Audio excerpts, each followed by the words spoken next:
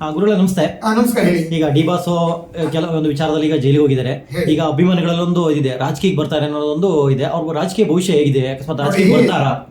ನೋಡಿ, ಇಲ್ಲಿ ಏನಾಗುತ್ತೆ ಅಂದರೆ, ಅವರು ಶ್ರವಣ ನಕ್ಷತ್ರ ಮಕರ ರಾಶಿ ನಾನು ಹಿಂದೆ ಹೇಳಿ, ಇಲ್ಲಿ ಅವ್ರಿಗೆ ಕುಜನು ಉಚ್ಚ ಸ್ಥಾನದಲ್ಲಿದ್ದಾನೆ. ಕುಜ ಅಂದರೆ ಅಂಗಾರಕ. ನೋಡಿ, ನಾನು ಹಿಂದೆ ಮಾಧ್ಯಮದಲ್ಲಿ ಹೇಳಿದ್ದೆ, ಈ ವರ್ಷ ಪರಾಭವನಾಮ ಸಂವತ್ಸರದಲ್ಲಿ ರಾಜ ಗುರು ಆಗ್ತಾರೆ, ಮಂತ್ರಿ ಬಂದು ಕುಜ ಆಗ್ತಾರೆ ಅಂತ. ಕುಜನೇ ಉಚ್ಚ ಸ್ಥಾನದಲ್ಲಿ ಶನಿ, ಶನೀಶ್ವರನು ಉಚ್ಚ ಸ್ಥಾನ ಅಂದರೆ ಒಳ್ಳೆ ಸ್ಥಾನದಲ್ಲಿ ಇರೋದ್ರಿಂದ ಇದ್ರ ಜೊತೆ ಒಳಗೆ ಶನೀಶ್ವರ ಜೊತೆ ಒಳಗೆ ಕುಜನ ಒಳ್ಳೆ 3ನೇ ಮೇಲೆ ಇದ್ದಾರೆ, ಉಚ್ಚ ಸ್ಥಾನದಲ್ಲಿ ಇರೋದ್ರಿಂದ ಜೊತೆಗೆ ಒಳ್ಳೆಯ ಅವ್ರಿಗೆ ರಾಜಕೀಯದಲ್ಲಿ ಕೂಡ ಯಶಸ್ಸಿದೆ ಅವರು. ಅದು ನಾನು ಹೇಳ ಬಯಸ್ತೇನೆ.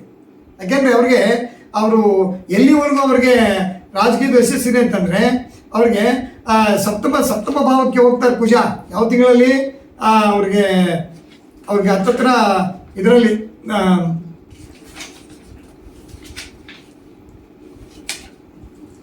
ಅವ್ರಿಗೆ ಸೆಪ್ಟೆಂಬರ್, ಅಕ್ಟೋಬರ್, ನವಂಬರ್ ತಿಂಗಳು ತನಕ ಕುಜ ಸಪ್ತಮ ಭಾವಕ್ಕೆ ಹೋಗ್ತಾನೆ. ಅವಾಗ ಗುರುಬಲು ಬರುತ್ತೆ. ಗುರು ಜೊತೆ ಕುಜನು ಸೇರ್ಕೊಳ್ಳೋ ದೃಷ್ಟಿಯಿಂದ ಒಳ್ಳೆಯ ಯಶಸ್ಸು ಕೊಡ್ತಾರೆ. ನನ್ನ ಅಭಿಪ್ರಾಯದಲ್ಲಿ ಅವರು ಜೈಲಿಂದ ಬಿಡುಗಡೆ ಆದ ತಕ್ಷಣ ಅವರು ಖಂಡಿತವಾಗಿ ಕೂಡ ಚಲನಚಿತ್ರ ನಟರು ಆಗ್ತಾರೆ.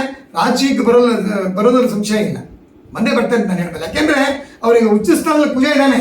ಇನ್ನೊಂದು ಏನಪ್ಪ ಅಂದರೆ, ಭೂಮಿಕಾರಕ ಅಂಗಾರಕ ಅಂತ ಹೇಳ್ತೀವಲ್ಲ, ಕುಜನು ಒಳ್ಳೆಯ ಸ್ಥಾನದಲ್ಲಿದ್ದಾನೆ. ಶನೀಶ್ವರನ ಜೊತೆಲಿ ಒಳ್ಳೆ ಫಲದಲ್ಲಿದ್ದಾನೆ.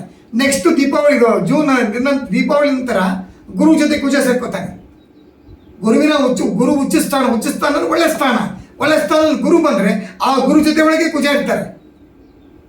ಕುಜ ಇರೋ ದೃಷ್ಟಿಯಿಂದ ಗುರು ಜೊತೆಗೆ ಫುಲ್ ಗುರುಗೆ ಸಪೋರ್ಟ್ ಮಾಡ್ತಾರೆ ಕುಜ ಅಂಗಾರಕ.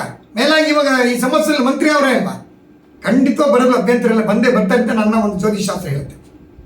ಒಳ್ಳೆಯದಾಗಿ ಸರ್ ಅಂತ. ನಮಸ್ಕಾರ.